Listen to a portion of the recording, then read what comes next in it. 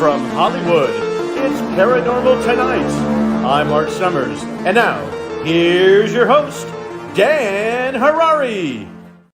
Dan Harary, that's me. Hello, everybody. Welcome back live from Hollywood. It's Paranormal Tonight. Yes, tonight is actually a live show. Thank you all for hanging in there. Last week, my guest had a last-minute conflict, and that show couldn't happen, but I want to reschedule her for the summer. Quick things for those of you who will be in LA tomorrow, Saturday, Sunday, February 7, 8, 9. We, myself, Steve Bassett, Danny Sheehan, Paul Hynek, a bunch of us will be at the Conscious Life Expo at the LAX Hilton, February 7, 8, 9. That's starting tomorrow. And a lot of really good UFO panels and seminars and lectures. Three of the guys from Skinwalker Ranch, the TV show, are going to be there as well. And I'm on a panel with Thomas from that show on Sunday morning, the 9th. So I'm looking forward to meeting him. Also, tickets are on sale for Contact in the Desert 2025 this year, May 29 through June 2nd. I am the publicist for that show, and I will be all over that show as well. And the Hollywood Disclosure Alliance, my organization, we have a booth there. So, and we have a booth at Conscious Life too. So come to Conscious Life this weekend and come to Contact in the Desert in late May. I'd love to meet you guys. Tonight, I'm honored to have true ufology royalty on my show tonight. Robert Salas served on active duty with the U.S. Air Force for 7 years, from 1964 to 1971.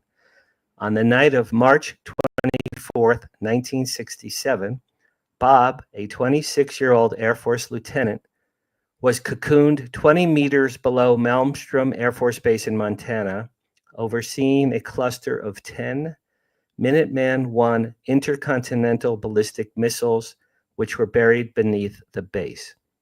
Suddenly, a remarkable UFO event took place, which we will be discussing at length with Mr. Salas in a minute. After the UFO incident passed, Bob was instructed he could never speak of it again, as it was now classified. After leaving the Air Force in 71, Bob worked briefly as an engineer for Martin Marietta Aerospace and Rockwell International from 74 until he retired in 95. He worked for the FAA as an aircraft structural engineer. Bob testified at the Citizens Hearing on Disclosure in Washington, D.C. in 2013, discussing how UFOs have the ability to tamper with U.S. nuclear weapons. Nothing serious. He's the author of 3 books on the UFO phenomenon: Faded Giant, Unidentified, the UFO Phenomenon, and UAPs and the Nuclear Puzzle. And we will talk to Bob about his 3 books. Since 1996, Bob has been speaking around the world about his 1967 UFO missile shutdown experience. He sits on the board of directors of the group I created with Stephen Bassett called the Hollywood Disclosure Alliance. And he and his lovely wife, Marilyn, live in Ventura, California. I've had the pleasure of meeting Bob and Marilyn several times in the last 2 years, and I consider them new friends. So, Race, let's welcome the one and only Mr. Robert Salas. There he is. How did I do? Thank you, Dan. Well, there were a couple of minor errors in your intro, if you don't mind. But I was not 20 meters underground under Malmstrom Air Force Base. I was 20 meters underground, about 100 miles to the east, near Roy, Montana. Oh, okay. And that's where our capsule was. We call it a launch control facility, but it was a hardened site, 60 feet underground, 20 meters. The other thing is we don't live in Ventura. We live in Ojai. Oh, I'm sorry. Okay, I thought it was Ventura. Okay. I saw that somewhere. We're about 12 miles to the, again, east of Ventura. Okay, so next time I interview you, I'll make those corrections. All right, before we get into your incredible historic story, I always ask my guests, the first question is, where are you from originally? What did your parents do? And what were some of your interests, Bob, as a child? Yeah, I grew up in Los Angeles, actually. Oh, It's okay. called the City of Commerce, where I grew up. Um, I was born in Chandler, Arizona, but we moved to LA when I was about a year old. My dad worked as a pharmacist. Uh, let's see, what was the other question? Where are you from originally? What did your parents do? And what were your interests as a child? Yeah, as a child, I was always interested in aircraft. I wanted to be uh, in the Air Force. My two uncles, my favorite uncles, both fought in World War II. So I kind of had that in the back of my mind. Join the military at some point and be in the Air Force. So you had a passion for aircraft as a young kid, and two of your uncles were in the Air Force in World War II. No, they were both Army. My one uncle served in Europe at the Battle of the Bulge, as a matter of fact. My Wow. other uncle served in the Pacific Theater. Not sure where he was. Well, I did have another uncle that did serve at Guadalcanal. He was a Marine at Guadalcanal. Survived that. Uh, so yeah, So when you were a child visiting with these relatives, you must have heard some remarkable stories, I would think. absolutely.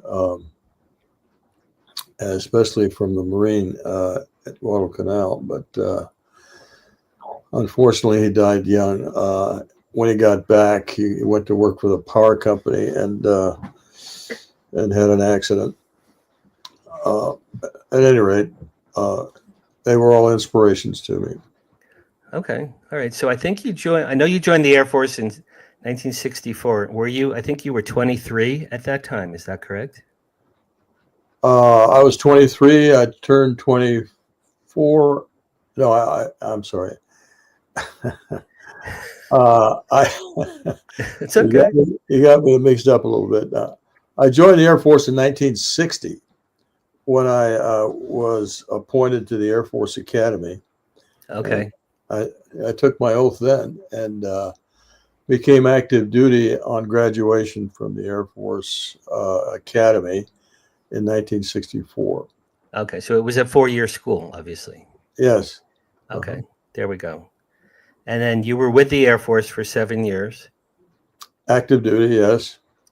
Okay. So tell us the events leading up to your historic 1967 event. Tell us, how you came to be where you were that night, and all the events that happened, because that's sort of your ufology's greatest hit story. You're a living legend with this story. So tell me as much as you want to tell me. You bet. All right. So in 1965, the Air Force offered me an opportunity to get my master's degree in engineering by volunteering to be a missile launch officer, which I did. About a year of training, and then I landed at Malmstrom Air Force Base in August of 1966.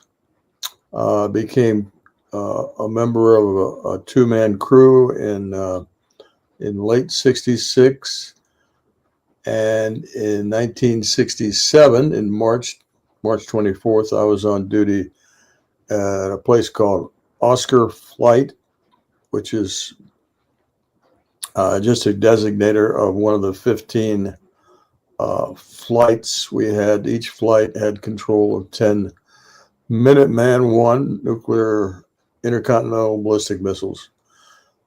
So our job, of course, was to monitor and launch those missiles given the order. Uh, Luckily, we never got that order. Right. Thank you. Bob, is it like in the movies when two men have to turn the big red key, 1, 2, 3, and you both turn the key? Is that real? That's real. We did have keys. I don't know that they were red, but we did have keys. I think in the movies, I think they're always red. Okay, go on, go on. Yeah. So on this particular evening, I was in command of the facility because my commander was taking a rest break. We had a little cot down there, and one of us had to be on alert, full alert at all times. I get a phone call from my topside guard. We had 6 guards upstairs, and we were locked in with a huge blast door. Uh, at any rate, he says there are strange lights flying above us. They're going very fast, stopping in midair, reversing course, making 90-degree turns. There's no engine noise, sir. These are not airplanes. And I said, well, what do you mean they're not airplanes? They're not meteors. They're not stars. Uh, he said, sir, airplanes can't do what these lights are doing. So I said, you mean like UFOs? And you were joking probably when you said that, right? I was joking, but the reason I said that is because we had reports in the Great Falls Tribune, the Great Falls newspaper where I was living, about lights in the sky by farmers and people on the street had been seeing these things for a couple of weeks prior. And I just laughed, and he laughed, and he said, no, these are not aircraft. I don't know what they are, sir. I said, well, I don't know what to do about it. Let me know when something more interesting happens. And I hang up the phone. So 5 minutes later, approximately, as I recall, was, about that time period, he calls back, and this time he's obviously frightened. He's shouting into the phone. He's babbling. I can't make any sense out of what he's saying until I calm him down a little bit. And he tells me he's got all the guards with their weapons pointed at a glowing red-orange object hovering just above the front gate. The gate was about 12 feet high. I tried to get some details about this object, but he said it was so bright he could barely see something solid inside the light, but he couldn't describe it any more than that. But he was very frightened. Any idea how high up in the air it was? He just said above the front gate. That's all. I asked him about how big it was. He said the object inside the light was about 40 to 50 feet long. Wow. So it was huge. It was a huge orange-red thing. It was a huge orange-red thing. And they had their rifles, or yes. That was their main job, of course, to secure the facility. That's what I told him. He said, "What do I do, sir?" And I, what am I going to say? I never run across anything like this.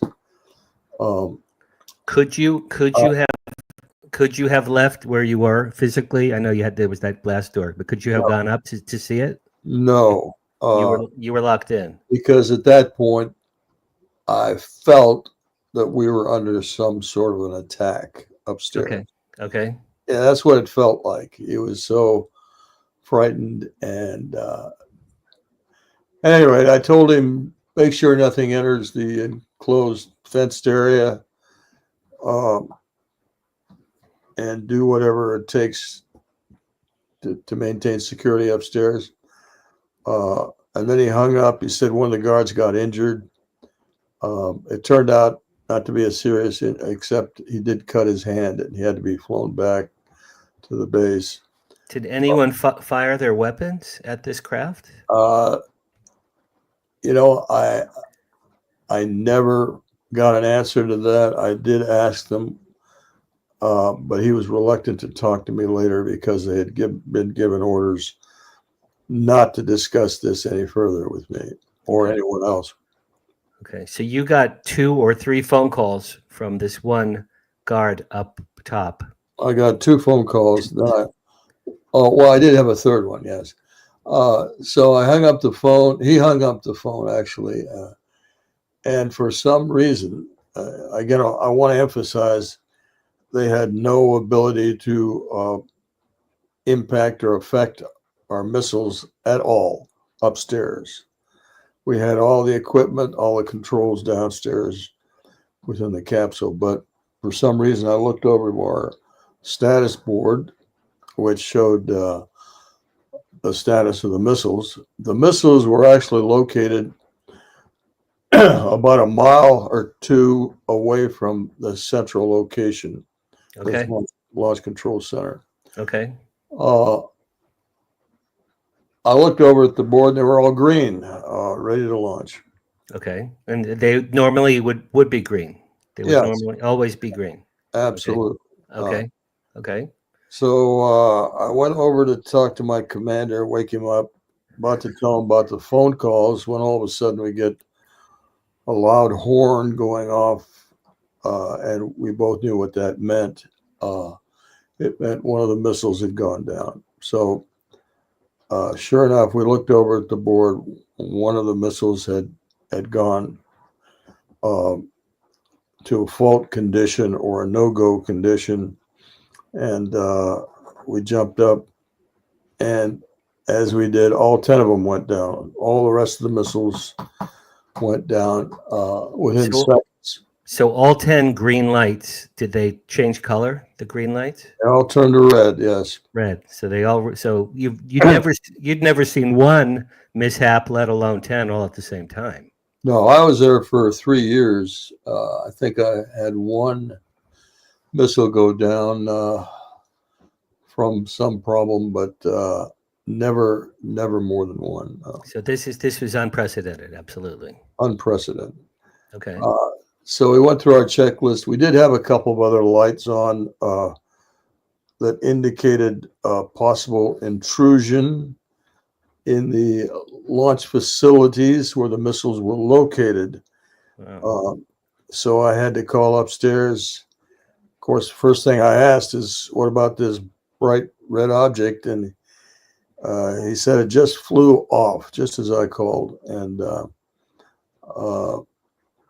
everybody up there was okay, no problems. But I ordered guards to go out to these 2 facilities, these launch facilities.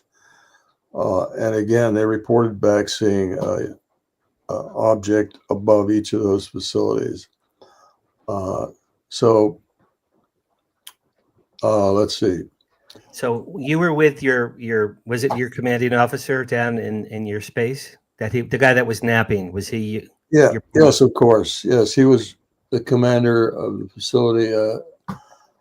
His name was Fred Mywald. He was also lieutenant, later became a colonel, and had an important job at SAC headquarters. But okay, so when you woke him up, and there's a major UFO situation, did he look at you like, Bob, like, what world are you from? What drug are you taking? Like, how did he react when you woke him up? Well, I woke him up to tell him about the phone calls. Yeah, the phone calls about the UFO above the gate. Yes, but I never got that comment out about this object up there until, we started chatting, of course, while we were going through our checklist. But he was required to call back to command post at Malmstrom. We had a wing command post that we reported to. And when he got finished with that call, he turned to me and said, the same thing happened at another site. In other words, all 10 missiles went down during a UFO sighting. And I thought he meant that evening when he told me that. And that's the impression I had right. for many years. So by that time, of course, he knew about the object above us. Do you know the date and location of the other time that happened? Oh yes, that was the what I call the Echo Flight incident. Echo Flight was another uh, center, launch control center, just like ours. 10 missiles. Okay. Uh, that witness was Lieutenant Walter Fiegel, who later also was promoted to colonel later in his career. He's still living, but he has refused to go public. However, I would certainly pass along his contact information to any person in Congress who's interested and can subpoena him. I'd So love. your event was 67. Was this other fellow's event before? It must have been before March 67. Is that right? Yeah, no, it was before March 24th. Oh, It occurred March 16th. oh, so it was within the same month. Yes, 8 days earlier. Interesting. And what base and what city and state did that other one happen? Well, he was part of our wing. Echo Flight was one of the flights that uh, was under the control of Malmstrom Air Force I Base. see. Okay. Okay. So, yeah. Um, And there was a UFO event that on March, that the earlier March date as well. uh, There was a UFO event on the earlier date as well. there Do were you know? two UFO events in March of 67 Okay. under Malmstrom Air Force Base control. Okay. I didn't know about that first one. The first one was Echo Flight, March 16th. Okay. And then my incident occurred March 24th. They were essentially the same, except in the case of Echo Flight, they had a overnight stay by maintenance people and security guards at two of the sites, launch facilities, when the missiles started going down. And again, he lost all 10. If you, I've got Walt Fiegel on audio tape with his permission. And anybody who wants to hear his story can go to my website. It's called spiralgalaxy.org, Okay. and they can link to the Malmstrom incidents. And if you scroll down after you get to the my evidence page, you'll see the audio tape, and anyone can hear Walt Fiegel talk about the incident at Echo Flight. All right, Bob. So all 10 missiles went to red, and you're going through your checklist. How long until they went green again? How long were they down for? Well, they were still red when we were relieved by another crew the next morning. This happened. The incident occurred sometime in the evening. I can't give you a time, but it was dark outside. I know that.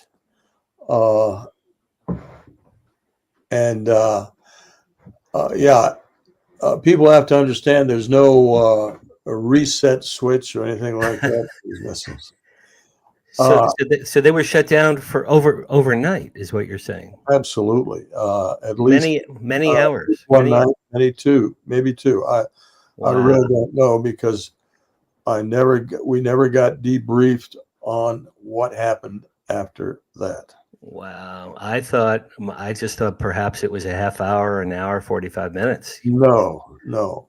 These were out disabled for at least a day or two. That's remarkable. Because the indication we were getting by audio report, we had a way of querying the system on each missile was guidance and control system failure. So whenever we had an inertial guidance system, inertial meaning we had gyroscopes. In the guidance package, we had gyroscopes, accelerometers, velocity meters, things like that. And they would produce data after launch, right? and that data would be sent to an onboard computer, if you will, which would calculate whether or not the missile was on target, on course, etc. We didn't have GPS then, right? I got you. Okay.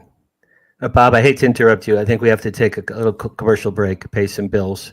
You Grace, bet. let's put up some commercials, and we'll get back to Mr. Bob Salas in a minute, or not. Grace, commercial. Tickets are now on sale for Rebels of Disclosure 2025, May 12th through the 15th in Grafton, Illinois at the beautiful Pierre Marquette Lodge and Conference Center. This will be a 4-day event with 12 speakers covering topics such as ET contact, experiencer testimonies, lost history, secret space programs, time travel, Illuminati, parallel realities, and so much more. Visit journeytotruth.online for more details.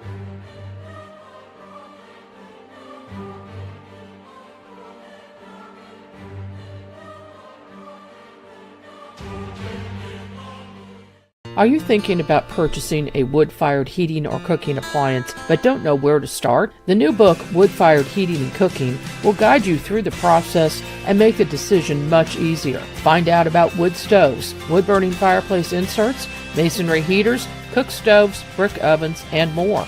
Learn about operation and maintenance, buying and storing wood, even how to make your own charcoal. A bonus section includes delicious recipes for cooking in a wood-burning oven, grill, tandoori oven, or smoker. The wise homeowner, prepper, or homesteader will have the ability to heat their home with wood when the power goes out or to save money on increasing gas bills. Wood-Fired Heating and Cooking is available at Amazon. Visit www.woodfiredpub.com for more information. That's woodfiredpub.com. The UNX Network classes and workshops are enrolling now for 2025. If you're interested in psychic protection, chakra balancing, dowsing, or perhaps healing with sound and music, visit unxnetwork.com to see our complete series of live and on-demand classes and workshops hosted by the one and only Margie K. For example, in January 2025, you could spend 4 Saturdays with Margie for her exclusive live remote viewing workshop. Margie K is one of the most accomplished remote viewers in the world, and she will share her secrets and totally unique methods in this course. Some courses are open now. Seating is limited for these live courses, so register now at unxnetwork.com. UNX members use promo code XMEM for an additional 15% discount.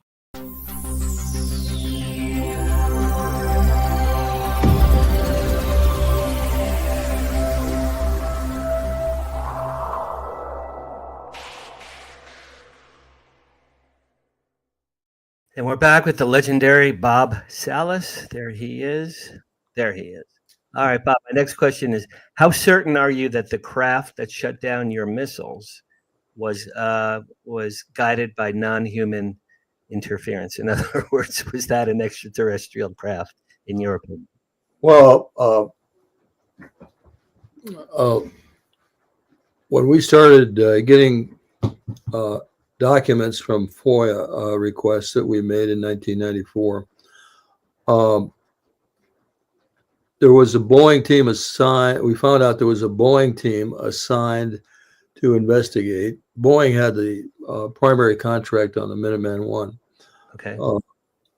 And during their investigation, they did a bench test on one of the pieces of hardware integral to the guidance system. It was called the logic coupler. So think of the logic coupler as a device that crunches data in the missile guidance portion. And so when they did a bench test on this at a particular frequency and voltage and duration of a signal. They were able to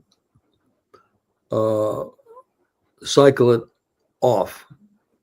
In other words, they hit it with a particular signal that was able to cycle it. And they mentioned this in this report. And later we were able to contact them, the people that had actually done this test, and get specifics about this signal. Okay. But in the report and in our comments with them, they said this had to be an external signal. There's nothing within the missile equipment or electronics itself that could have generated such a signal. So if you extrapolate that information, this object hovering above us would have had to send such a signal to each missile separately and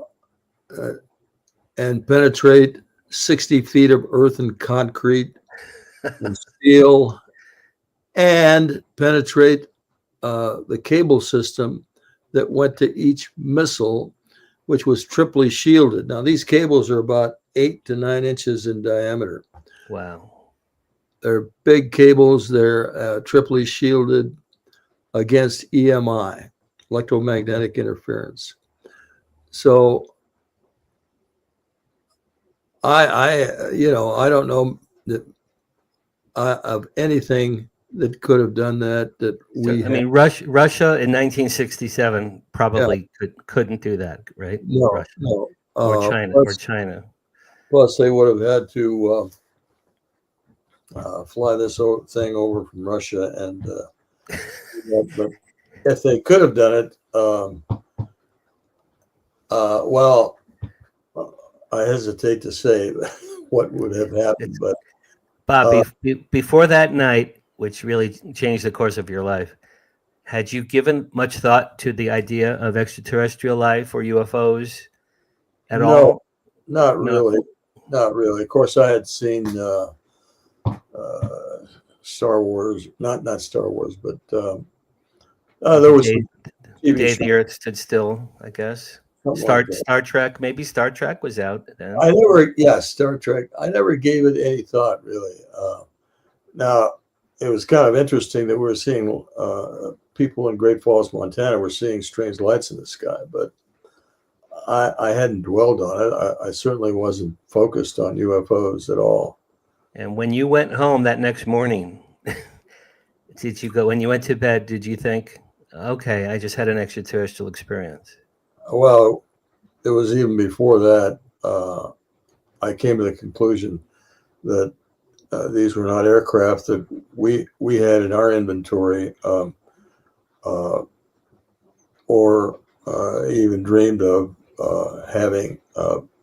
But of course, I had to hold open the possibility that this was some kind of special device, maybe even that the Air Force had developed in secret. In fact, it was the first thing I asked my squadron commander when we were ordered back to the base to report to his office. There was another man there from AFOSI, Office of Special Investigation. And the first thing I said to both of them was this some kind of a Air Force exercise to try and, check our readiness or something? Right. And he said, absolutely not.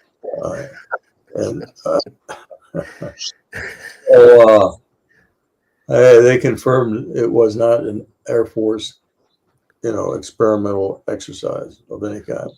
Were you, so that day, or I guess the day after, Bob, where you were told this is a classified event, don't discuss it, don't talk about it, you are not to discuss this with anyone. Did that happen right away?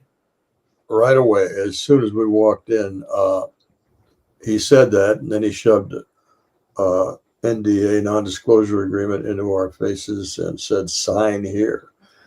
Sign what? And then he said, this is classified, highly classified. You're never to talk to anyone about it. no one in the Air Force, no relative, not your wife, nobody. Wow. And sign here. And in the statement, I read through it quickly. I asked for a copy. He said he can't give me a copy. So you had no choice. You had to sign it. You had no choice. I had no choice, really. I was ordered to by a squadron commander and this guy. But in there, it did say I would spend many years in Leavenworth prison. So that's a good incentive to sign. I probably would have. I think I would have signed that one as well. If I ever disclosed any of this to anyone. All right. So Bob, that leads to my next question. So from 67 to 94, it's 27 years. You kept this quiet, this event. That's correct. That's correct. What gave you there's a Yiddish word, chutzpah.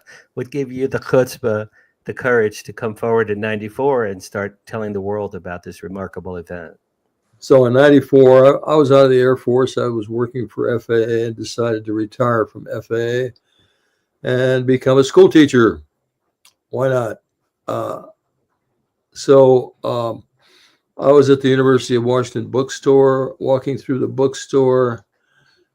Title caught my eye. It said Above Top Secret by Timothy Good. I picked the book up, happened to turn to page 301 of the book. That was about a 500-page book. And that was the only page in the entire book that talked about UFOs shutting down missiles in Montana near Great Falls in 1966 and 67. I don't know about the 66 one, but the 67, of course, I was there, and I remember that year that my incident occurred. Wait, Bob, hold on. Bob. You picked up the book, turned to that page, and that was the exact page about you? It's the only page discussing in the whole book, and you just happened to turn to that. So there's another Yiddish word called beshert. Beshert means something that was meant to happen. Okay, That event in your life was beshert. Okay, go ahead. That's a true story. I mean, I'm not making that up. I believe you. It's a remarkable story. I love it. So, God, I got excited. Hey, maybe the Air Force declassified this and I can start talking about it. So I kind of overreacted, I guess. I was so excited because it was almost like a relief. Over the last 27 years, I was. That's a hell of a secret to keep there, Bob. I mean, that's a remarkable.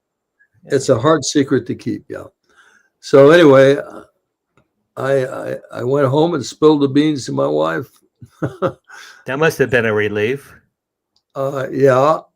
Did she look at you like, Bob, have you been smoking crack? What did Marilyn say? Actually, she's been great. She's always supported me from day one. But I was taking a hell of a risk just telling my wife about it.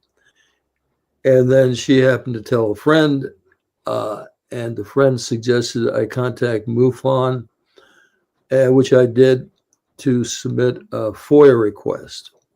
Okay. And we did. 94. That was 94. I was about June of 94.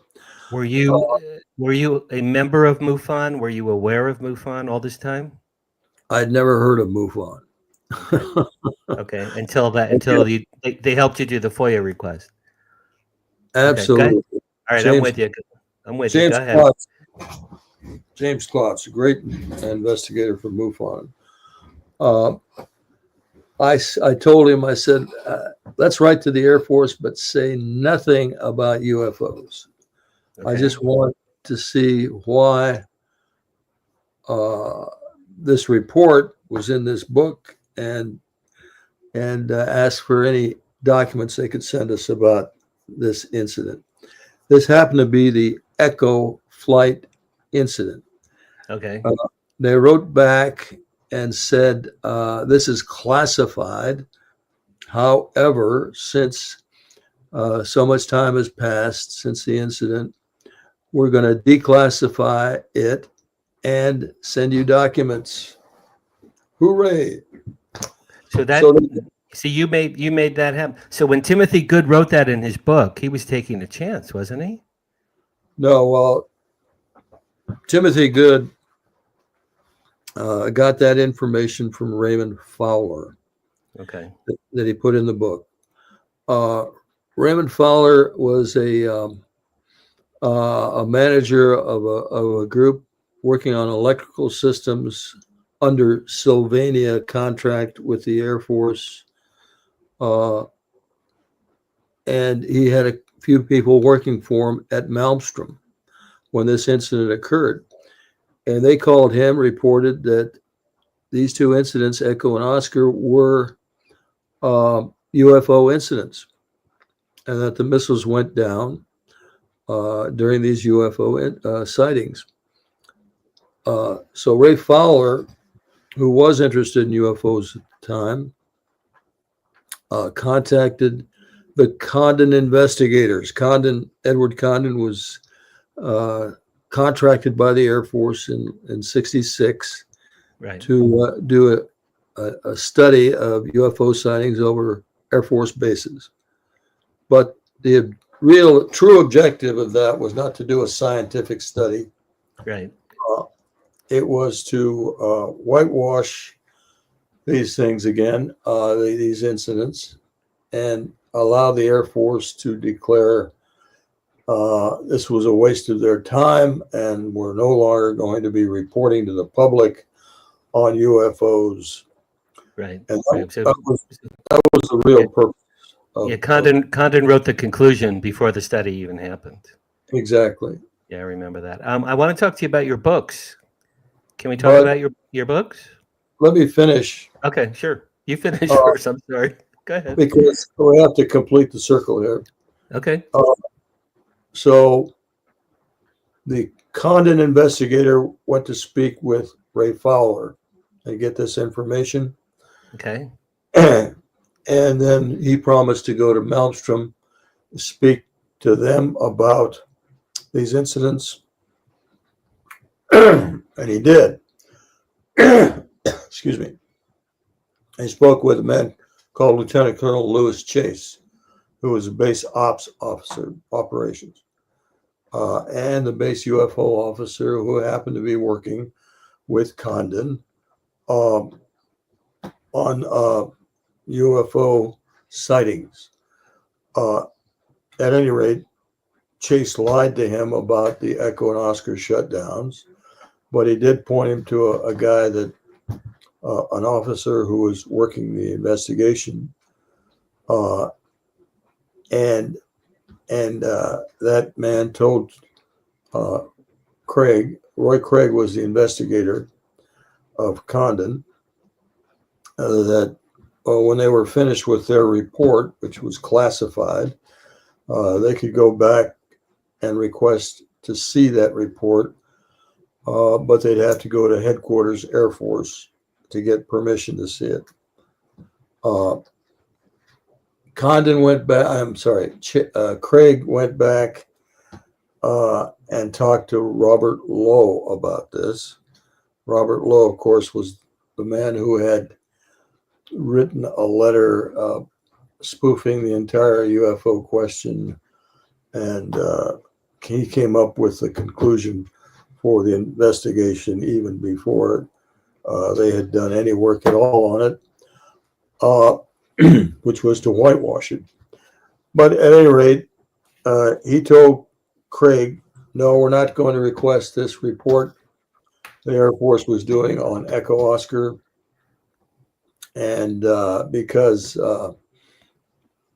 it would be too highly classified, he was told by higher ups in the Air Force, even though when they got the contract, they were promised everything the Air Force had, including classified reports, which they did not ask for. So when the Condon report came out, it said nothing about Echo or Oscar shutdowns at Malmstrom in '67. Okay.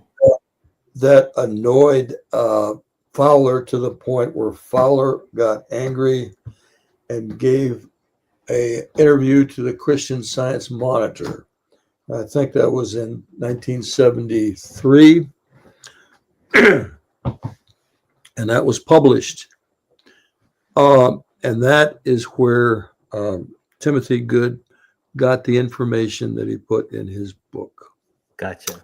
I just wanted everybody to understand how you did it. No, you did it. You certainly fulfilled that circle. Thank you very much. I actually followed you there.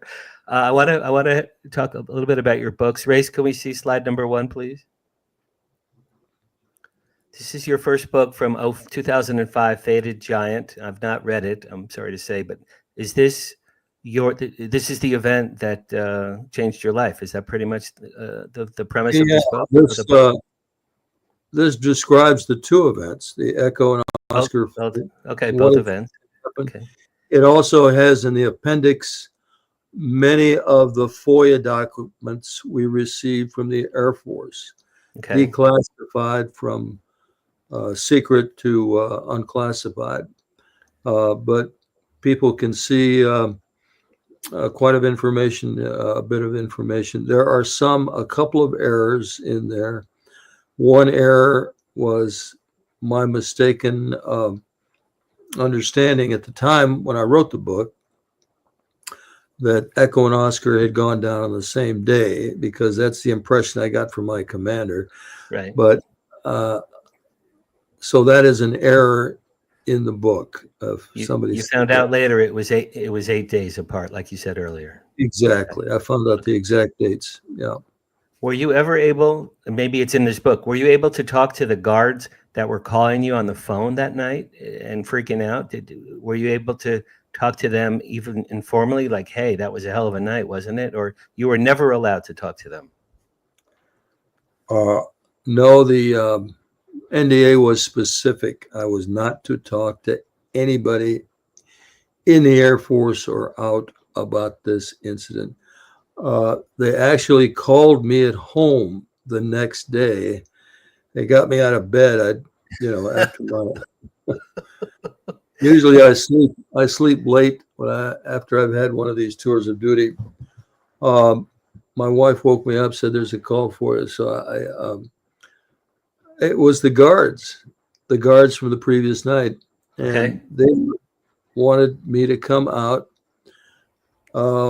They would meet me anywhere, on base or off base, and they just wanted to talk about this and talk to me about it, because of course I was the one they had talked to. So, and I had to turn them down. It just killed me that I had to say no, but I couldn't. Did they have to sign the same NDA that you did, the guards? I'm not sure. I don't know. Okay. I know for a fact that when I went back upstairs after we were relieved by another crew, the first thing I did is I talked to that man I had spoken to on the phone, the main guard, and he wouldn't talk to me. He was very, he wouldn't answer my questions. And I was getting upset because, hell, I was a lieutenant. He was just an airman in rank. So I finally put him to attention and said, damn it, answer my questions. Not realizing that he had already been contacted by his supervisors. Okay, so he couldn't. Not to speak. Yeah. Wow. Okay. All right. Your next book, race number 2, please, my friend. Okay. So this Unidentified, the UFO Phenomenon. Tell us a little bit about this one, please. Yes. After I started getting into researching my own incident, I started getting phone calls and messages from people all around the world. And of course, I spoke in many countries, 17 to date. Wow. And some of these stories started filtering back to me about other similar incidents. And so this book goes into a lot of those incidents. Too many to go into here. I think there were about 13 I identified in this book, but it goes into a discussion of that. So and other missile shutdowns in other countries. Is that right? well, not necessarily missile shutdowns, although there were incidents where UFOs came over nuclear weapons bases and shined a light on nuclear weapons storage areas. Some of the NATO countries, like Italy, the Netherlands, which had and still have nuclear storage facilities in Europe that NATO forces can access if need be. Interesting. Very, very interesting. Okay. What was Stanton Friedman like? I never got a chance to meet him. Were you close to him? He was terrific. Yeah, I knew Stanton well. He was one of the first investigators to contact me after he found out about my incident, and we stayed in touch until his death. But no, he was terrific.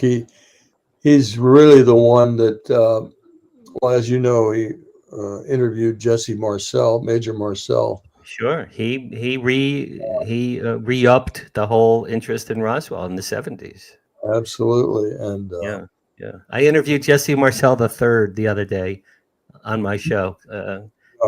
Major Marcel's grandson. Have you ever met him, Jesse III? He's a nice guy. not the third. I met his son. I met Jesse Marcel himself, who actually gave me his sketches of what the symbols were on this Oh, piece of hardware he looked at when he was, 12 years.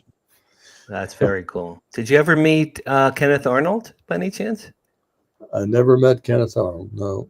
Okay. I interviewed his granddaughter, Chanel Shans, recently. I'm getting all the relatives of all the ufology icons. Race number 3, please.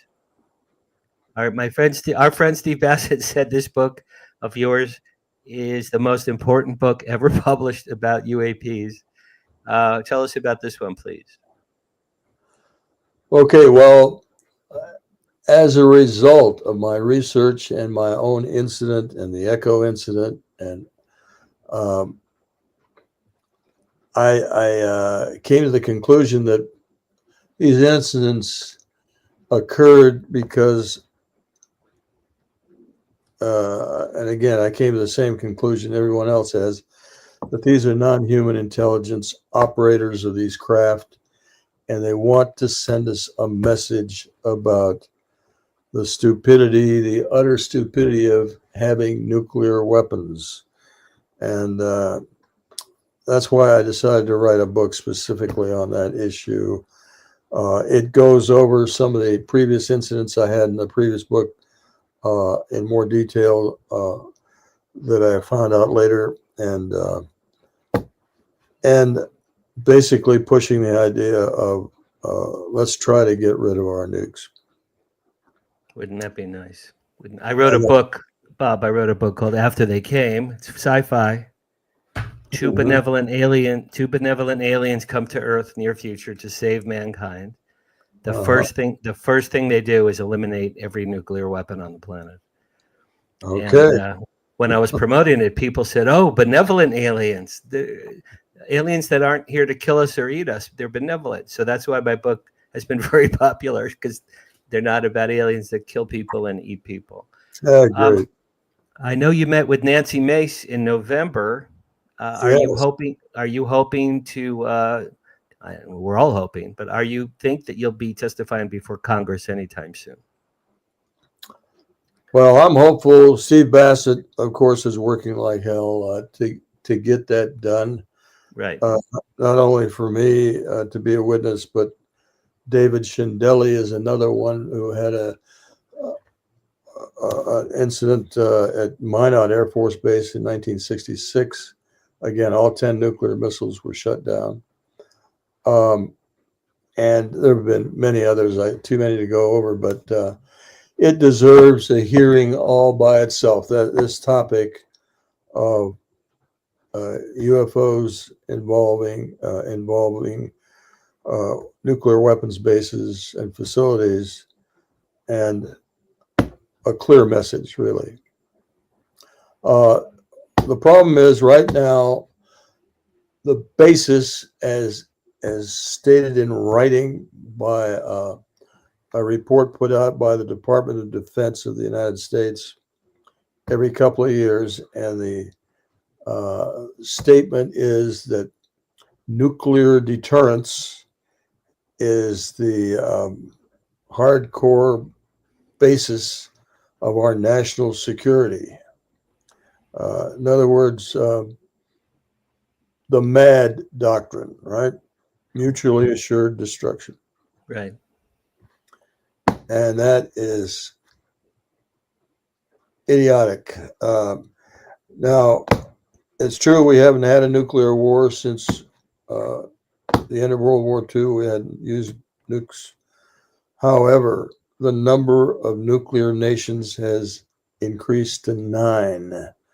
And more countries like Iran and even Saudi Arabia. You know, we have a recent agreement where Saudi Arabia will now start getting technology and information about nuclear power, building nuclear power plants. And that was from the previous administration. I think they solidified this agreement with Saudi Arabia. But we have 2 nuclear nations that are at war with each other right now, and that's India and Pakistan. Right. Well, let's hope my benevolent aliens come and just wipe them all out. Because if they're all gone, then we're all back to before the Manhattan Project. That's what has to happen. They all have to be gone, because if any one country has them over anyone else, that's right. It's just the worst thing. One of the worst things that ever happened, really, to mankind. And to quote Oppenheimer, we humans cannot believe that we can't dismantle all of our nuclear weapons and keep them out of the hands of anyone. Yeah, he gave birth to the most dangerous item in human history. Did I see that you're going to be speaking at Contact in the Desert this year? Yes, absolutely. I'll be there. Okay. Yeah, so I'll see you. We have to wrap up. We have about a minute. I'll see you there. ContactInTheDesert.com. Tickets on sale. I'm the publicist for Contact, Bob, just so you know. So I always promote it, but it'll be great to see you there. And you're on the board of my group with Stephen Bassett, the Hollywood Disclosure Alliance. Thank you. You've been a great member. You come to many of our events and the holiday party. That was fun. I'm sorry I didn't have more time to speak to you in Maryland at the Hollywood holiday party. Yeah, it was great. It's great to see everyone. And I'll be at the next get together we have with Steve Bassett. Right, February 16th. It's a day with Stephen Bassett, and that'll be fun. Bob, how can people reach you if they'd like to email you or contact you? What's the best way? Well, they can send me messages through either Facebook. I'm still on X, which I hope won't last much longer. I'm on Blue. What's that other website? Forgot. Instagram, now. LinkedIn. Well, no, LinkedIn. The Blue Sky, is it called? Or I don't know that one. All right, so Facebook and X, people can get you. Yes, absolutely. All right, great. Okay. And I've got a YouTube channel. They can go there and see videos that I made about the Malmstrom incidents. That's Bob Solis at Giant Head 3. That's my YouTube channel. Great. That's perfect. Thank you. Thank you so much for doing my dopey show. I really appreciate it. And there's a lot of comments people have from around the world that are enjoying this interview, Bob. Thank you for doing this for me. I will see you Feb 16th at A Day with Steve Bassett. And, and Marilyn's coming too as well, yes? Marilyn will be there, yes. Great. Okay. Good luck. Good health to you and Marilyn. I'll see you in a few weeks. And everybody else, thanks for watching my show. I'll see you next week live from Hollywood. It's Paranormal Tonight. I'm Dan Harary. Thank you for watching. Bye-bye.